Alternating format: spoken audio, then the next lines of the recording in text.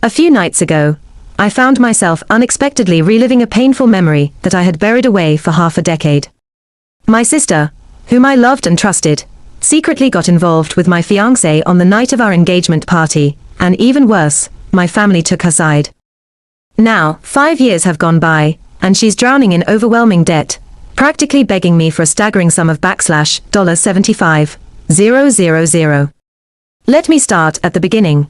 I'm 29 years old, and I recently received an out-of-the-blue phone call from my mother, a woman I haven't spoken to in almost 5 years. She reached out to tell me that my sister and her husband had endured a terrible catastrophe and desperately needed my help. Hearing her trembling voice brought back a flood of memories, and I couldn't help but recall every little detail that went so terribly wrong in the past. Before I dive into the story of their misfortune, here's some context. My sister, who is 27 now, and I'll refer to her as Melissa, is married to a man named Lucas, who is 29. But Lucas wasn't always her husband. He was originally supposed to marry me. We had been together since our college years, building dreams for almost 5 solid years. We were that couple that everyone thought was destined for a storybook ending. He proposed to me, and then he threw a special party for the occasion. On the night of that engagement party, when I felt as if the world was dancing at my feet, everything collapsed in mere moments. I still remember that moment so vividly. It was around 10 p.m. and I stepped out into the backyard to get better cell reception. To my absolute horror, I caught my sister Melissa entwined in Lucas's arms, both of them in a heated makeout session. They were so enraptured by each other that it took them a few seconds to realize I was there, staring in shock. My heart felt like it was being physically ripped from my chest. We had almost 5 years of togetherness, and he dared to betray me on the night we celebrated our engagement. When they finally turned and saw me, they separated from each other instantly, but it was already way too late. I couldn't even begin to speak through my shock. I just fled, stumbling toward my car and speeding off to the nearest hotel. My entire body was trembling and I felt like I could barely breathe. I kept trying to convince myself that maybe this was all some twisted prank, but deep down, I already knew the truth. And then it was confirmed in the most brutal way possible. A text from Melissa popped up on my phone, apologizing, but claiming that she was in love with Lucas, and apparently, they had been carrying on behind my back for quite some time. My stomach churned.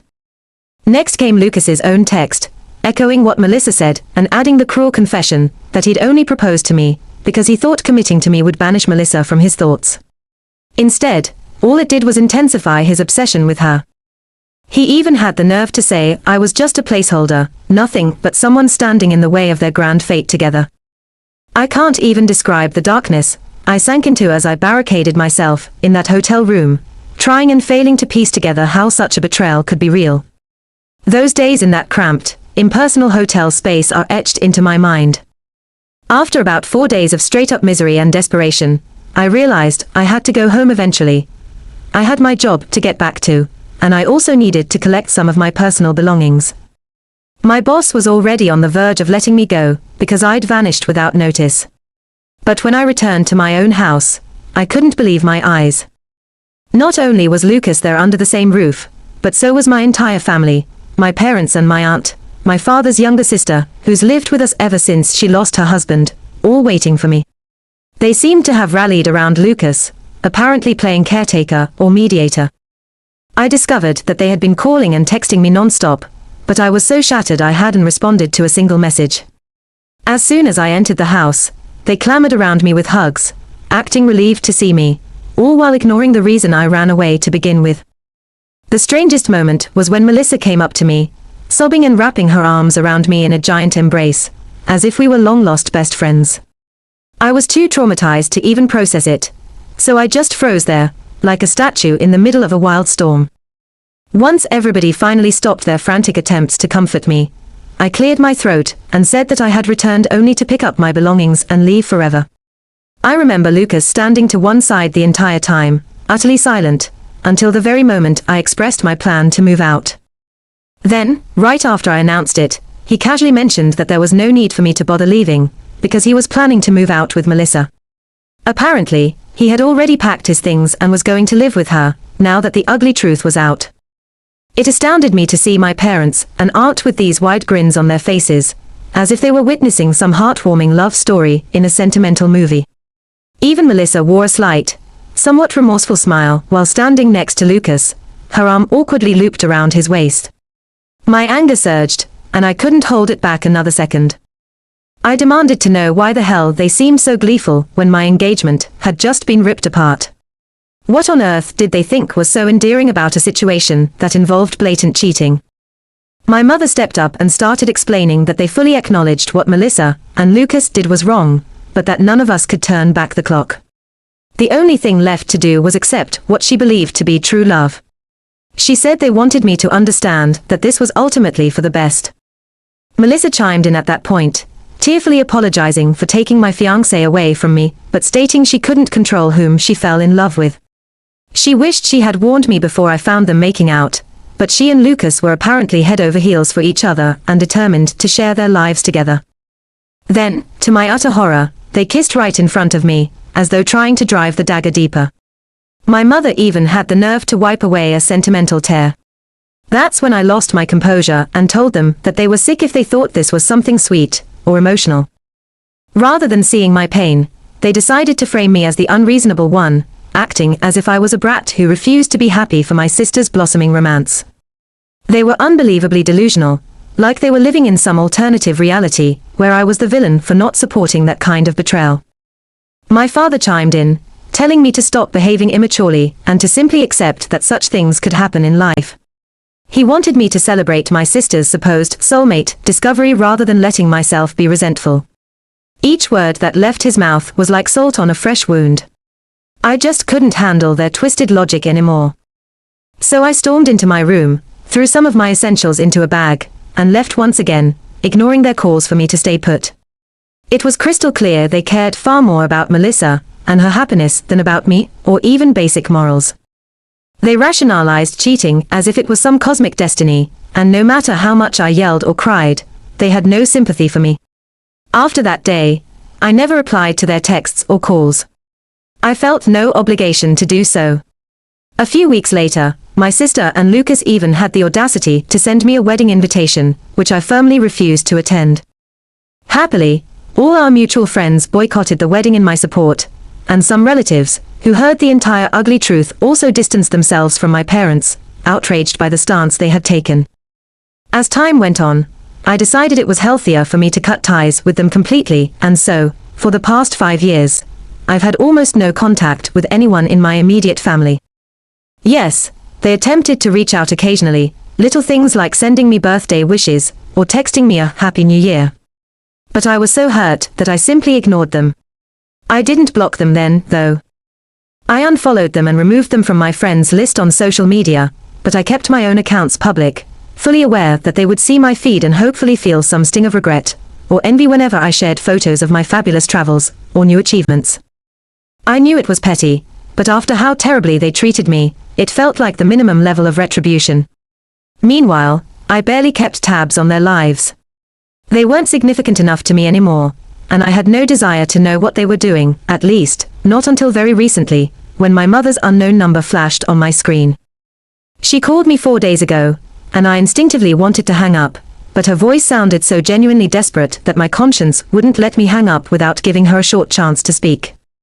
She launched into a tearful explanation about Melissa and Lucas's failing business, something they apparently started a couple of years back. It was going so poorly that their investors pulled out due to lack of any profits, which forced Melissa and Lucas to borrow even more money. But that only led them further into terrifying debts, and now loan sharks, disgruntled employees, and wary investors were hounding them for repayments. My mother told me, in a shaken voice, that because she knew I was financially comfortable, she had no choice but to hope I would come to Melissa and Lucas's rescue. Then she dropped the bombshell figure. She needed $75,000 to bail them out. $75,000. I asked why Melissa hadn't called me directly if the situation was so dire. Apparently, Melissa and Lucas had warned my mother not to approach me, as if they were too proud, or too ashamed, to come begging for my assistance. My mother explained that months had gone by with Melissa and Lucas struggling to put food on the table. My parents and Lucas's family, all on modest or retirement incomes, had tried to help, but it was nowhere near enough. Everyone had their own livelihoods to maintain, and in this economy, just giving away enormous amounts of money was out of the question. I listened, feeling only a bit sorry for my mother. She was, after all, on the phone with me, trembling and emotional, but I mostly felt an icy disgust at Melissa and Lucas. My old heartbreak bubbled up. They had cast me aside like trash and paraded their romance while my family applauded. And now, they wanted help from me. Without an ounce of shame. It was almost laughable. My mother practically begged me, but I told her, plain and simple, that I wouldn't help. Even if I could, I didn't want to. That door closed 5 years ago. My mother called me cruel and tried to guilt me into thinking about the family, but I reminded her that my sister and Lucas sure hadn't thought about me when they started messing around behind my back. And neither had my family when they supported the affair. I refused to waste my hard-earned money on two people who had shown me zero respect or love. Hearing her weep on the line was difficult, but not difficult enough to make me change my mind. I ended the conversation by saying no one final time before hanging up. In the aftermath, my mother flooded me with dozens of text messages every hour, pleading with me to reconsider, and insisting I was letting petty vengeance rule my better judgment. She insisted that the situation was far more serious than I realized, and that I would regret not helping later.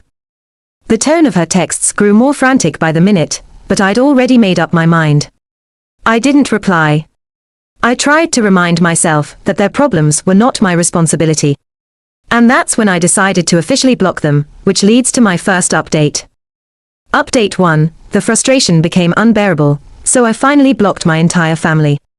I still remember why I hadn't done it earlier. At first, I wanted them to see what an incredible life I was leading without them. Yes, I was that petty. Secondly, I was worried about completely cutting them off in case something awful happened to them, and I felt I might someday regret my decision. But I've now come to the realization that I should have severed these ties 5 years ago. The only petty part of my behavior was letting them linger in my periphery, hoping they would be jealous. Refusing to give them $75,000 now is not an act of spite, it's a rational decision. They've proven they are irresponsible with money, and there is no way I would see that money ever returned to me. And I'm sorry, but $75,000 is a substantial amount of cash. I might be financially comfortable, but that doesn't translate into me throwing money into a black hole. I'm not a bank, and I don't have a moral duty to bail out people who did me so wrong.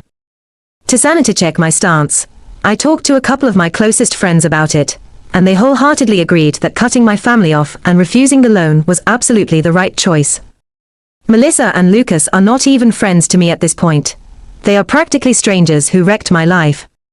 So, yes, blocking my mother and the rest of the family was freeing. They can't send me guilt-ridden messages anymore. I just have zero desire to speak to them. Update TWO. This second update came about under shocking circumstances. Today, I was sitting at work when I got a frantic call from my neighbor. She told me that a man and a woman had been standing outside my front door for nearly an hour, screaming for me to come out. She described them, and I felt a chill run through me. I already suspected exactly who it was, and her description confirmed it. Melissa and Lucas, very much uninvited. My neighbor said they were disturbing the peace and refusing to leave, so I needed to come home and deal with this fiasco. Worried about what they might do, I left work immediately. The entire drive back, I kept wondering what they planned to accomplish by showing up unannounced like that. When I finally pulled up in front of my house, I saw them in the middle of trying to break in by messing with my door's lock. My heart almost flew out of my chest in outrage. I jumped out of my car and shouted at them, demanding to know what in the world they thought they were doing. I tried to dial the police right away, but Lucas moved with lightning speed and knocked the phone from my hand, sending it flying onto the driveway. Melissa then walked up to me with a strange mixture of aggression and desperation, saying they only came to talk and supposedly didn't need anything else for the moment. I was livid but told them to speak quickly, and I also warned them not to expect an invitation inside my home. I didn't trust them at all, so if they were going to say something, they could do it right in my yard, out in the open. They agreed, and Melissa started by whining about how she felt so insulted that I had refused to offer them help. She believed I was deliberately clinging to the drama from 5 years ago, seeking attention, and basically refusing to move on. She insisted that I should have been over all that heartbreak by now. She actually described my behavior as unfair to her and Lucas. It was unreal. Then she nonchalantly declared that she had come to let me know she'd managed to scrap together enough money for the time being, but chances were high she might need more in the near future. She informed me she had sold their house and liquidated all the valuables, so next time, she wouldn't have that option. Therefore, she wanted to make sure I would be on standby to give them funds, should they need it again. I was stunned by her audacity. She literally expected me to guarantee future money handouts whenever she and Lucas found themselves in trouble once more.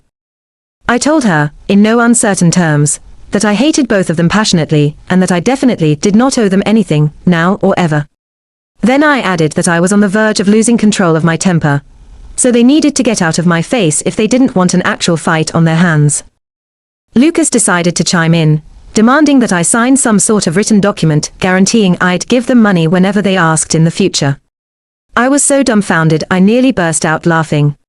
First of all, forcing someone to sign a document under duress wouldn't hold up in any court.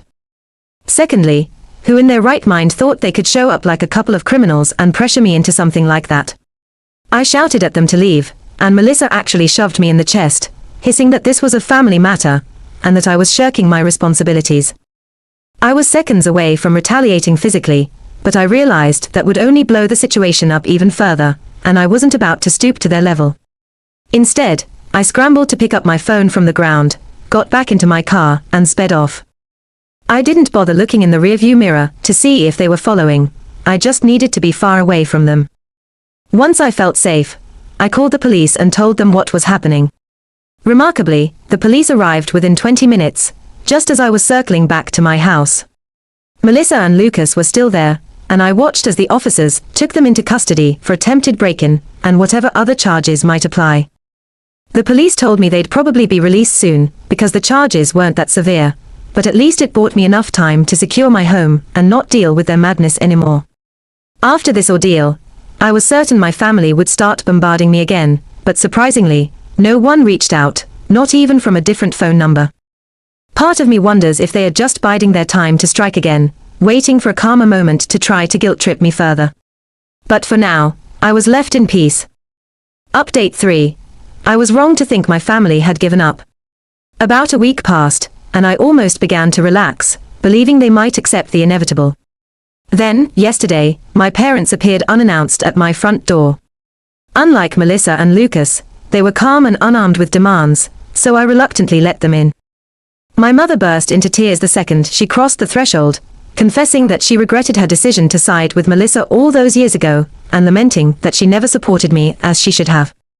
My father said that after hearing how Melissa and Lucas had ended up being arrested, especially for laying hands on me, they realized they'd been blind to the kind of people they truly were. My mother wept through the entire visit, while my father did most of the talking. They insisted they had come to offer a sincere apology, admitting it was I who had been the true victim all along. Although I acknowledged their words, I also told them it was far too late. I'd grown used to living without them, and I was finally free from the toxic environment they had created by protecting a pair of cheaters. They said they wanted to fix everything, but the truth is that my desire to reconnect was gone. I had no interest in returning to a family dynamic that had harmed me so profoundly. I maintained respect in my tone, thanked them for at least owning up to their mistakes, but also clarified that I felt no need to mend the relationship. They looked crestfallen, but asked if I would at least unblock them. I agreed to unblock my parents, just them, and it felt surreal to do so. That concluded their visit, and now I'm left processing it all. After so many years, I'm relieved to see a tiny glimpse of remorse from them, yet I'm also confident that I must stay true to myself. I'm living the way I want, free from their drama and betrayal, and I prefer to keep it that way.